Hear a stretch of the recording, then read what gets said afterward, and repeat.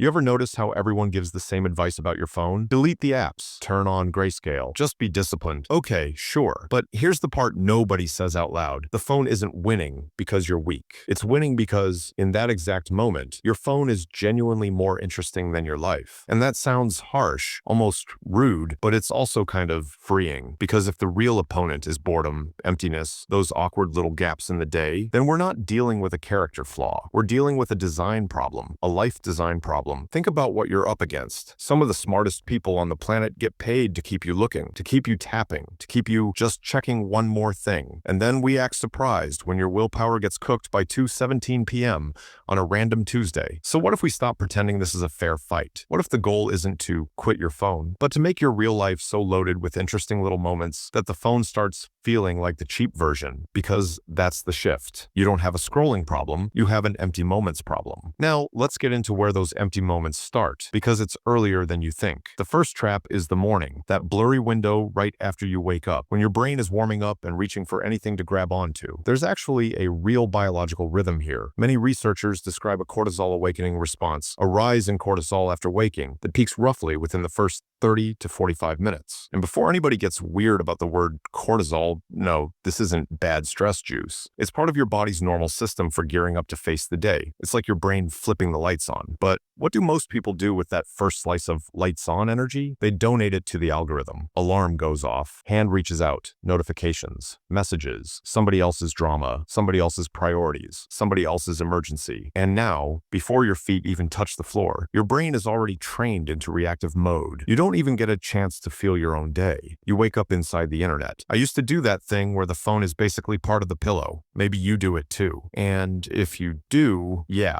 no judgment. But if you're trying to win back your attention, that habit is like starting a race by tying your shoelaces together. So here's the first move. You don't need a digital detox. You need a morning buffer, not forever, not a monk routine, just a protected pocket. Phone stays out of arm's reach. If it has to be in the room, put it across the room. Make it annoying. Let it be mildly inconvenient to ruin your day. And then, this part matters, give your brain something else to chew on. Because if you just stare at the wall and say, I will not scroll, your brain will start bargaining like a toddler in a candy aisle. This is where the second idea comes in, and it's strangely effective. The brain dump. Writers have been doing a version of this for decades. It's called morning pages, popularized by Julia Cameron. 3 pages, handwritten, stream of consciousness, first thing in the morning. No rules, no polish, no Dear Diary, just spill your mind onto paper. And the magic is how unglamorous it is. Half of what you write might be nonsense, complaints, random thoughts. What am I even doing?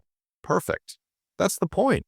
Your brain wakes up hungry for input, and scrolling is the fastest junk food on earth. Morning pages is like feeding your brain something messy but real, your own thoughts, not everyone else's. It's not about being deep. It's not even really writing. It's basically mental trash day. And here's what's sneaky. A lot of morning scrolling isn't about liking content. It's about needing stimulation. Your brain wants something, and your phone is always there, always loud, always ready to perform. So if 3 pages sounds like a crime, fine. Do 1 page, do 10 minutes. Do a dump paragraph. The goal is to drain the mental static so you can hear your own signal again. Now, even if you fix mornings, you'll still get hit later, because the phone doesn't only attack when you're bored, it attacks when you're between things. That's where micro-adventures come in. Your brain craves novelty. That's not a flaw, that's a feature. Humans are literally wired to perk up when something new shows up, because new used to mean important. The problem is, your phone learned how to manufacture fake novelty on demand. Infinite scroll is basically an endless novelty dispenser. So we do something almost disrespectfully simple. We give your brain real novelty in tiny doses. 10 minutes, tops. No big lifestyle overhaul. No move to the mountains. Just quick little experiences that create texture in the day. Here are 5 micro-adventures you can rotate so they stay fresh. First,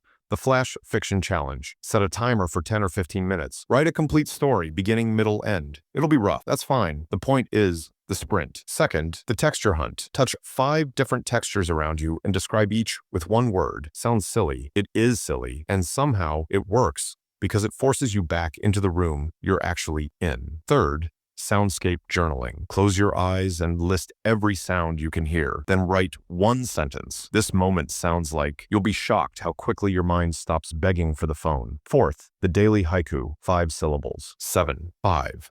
about something you can see right now. Tiny, fast, oddly satisfying, like leaving a breadcrumb for your future self. Fifth, sketch something badly. No talent required. Draw what's in front of you. You see familiar things differently when you try to draw them, even terribly. Notice what's happening here. These aren't productive. They're engaging, and engagement is the real antidote, because scrolling is what happens when your day has no texture. Now let's talk about the part people miss. When exactly do you scroll the most? For a lot of people, it's not during the big busy blocks. It's the transitions. That little gap after you finish something, before you start the next thing, waiting for coffee, waiting for a file to export, that weird 2 minutes after a meeting. Those in-between moments are where your phone wins, because you haven't decided what to do next. And when you haven't decided, the phone decides for you. So here's a strategy that sounds boring, but ends up being a little terrifying in how accurate it is. Do a 3-day time audit, not in a track every calorie way. Just check in every 30 minutes and write down what you did and how you felt. Engaged, bored, anxious, numb. Pick a word. Most people discover they don't have a phone problem. They have 2 or 3 specific scroll holes, specific times, predictable triggers. And once you can point at the pattern, you can set a trap for it. This is where time blocking actually becomes useful, not for work, but for fun. Schedule your leisure like you schedule your obligations. I know it sounds unromantic, but ask yourself, is 2 hours of scrolling really spontaneous, or is it just the default that happens when nothing else has a reservation? If you like the Pomodoro technique, 25 minutes focus, 5 minutes break, keep it, but rewrite the break. The 5 minutes is for a micro adventure,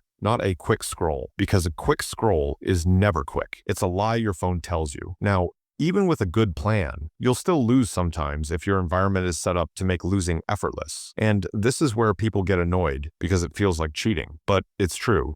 Environment beats willpower every time. Your phone is optimized. Colors, sounds, badges, the placement of buttons, everything is built to pull you in. Meanwhile, your room, your desk, your couch area probably isn't optimized for anything. It's just where life happens. So we do something almost embarrassingly practical. Where does your phone charge? Move the charger. Put it far from where you work, far from where you rest. Create friction, just enough to interrupt the autopilot. Clear your workspace. Not because clutter is morally wrong, but because clutter creates mental static. And when your brain feels staticky, it reaches for the phone like a remote control. Then do a notification audit. Most apps don't deserve to interrupt you. They just trained you to think they do. Turn off everything you don't truly need. The world can wait 30 minutes. Your attention is more expensive than you treat it. Also, tiny thing, big effect.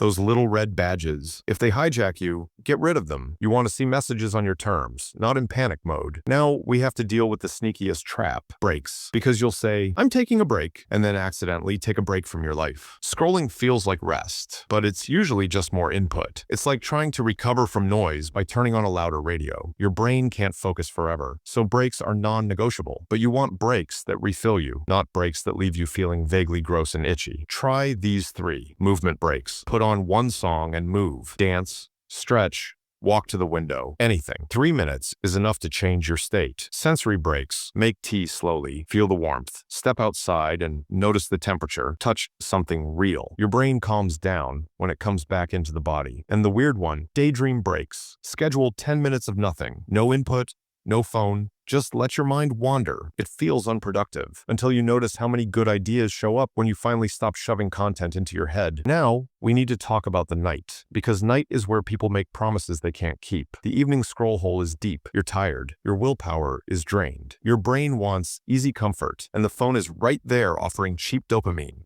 cheap novelty, cheap distraction. But the cost is brutal. You borrow from tomorrow, stay up too late, sleep gets messy, morning gets weaker, and then you reach for the phone because you don't have energy for anything else. It's a loop, a nasty little interest rate you didn't agree to, but you pay anyway. So here's a night routine that doesn't require you to become a different person overnight. First, 5-minute brain dump. Write tomorrow's 3 priorities. Write whatever is bothering you. Get it out of your head and onto paper so it doesn't keep spinning when you're trying to sleep. Second, 10 minutes of physical prep. Set out clothes, prep coffee, put the notebook where you'll see it. You're not being extra. You're removing decision fatigue before it starts. Third, the phone sleeps somewhere else. Plug it in outside the bedroom, or at least far enough away that you'd have to stand up to grab it. That tiny inconvenience is a moat around your attention. And finally, the identity shift, the part that makes this stick. Habits last longer when they become who you are, not what you're fighting. If you keep telling yourself, I'm someone trying to scroll less, you're still orbiting the phone. It still has the starring role. But the moment you start becoming someone with a life too interesting to scroll through, the whole vibe changes. You're not restricting yourself. You're choosing something better. You'll still scroll sometimes. Of course you will. You're not a robot. The win is noticing earlier. The win is having options ready. The win is building a day that has enough texture,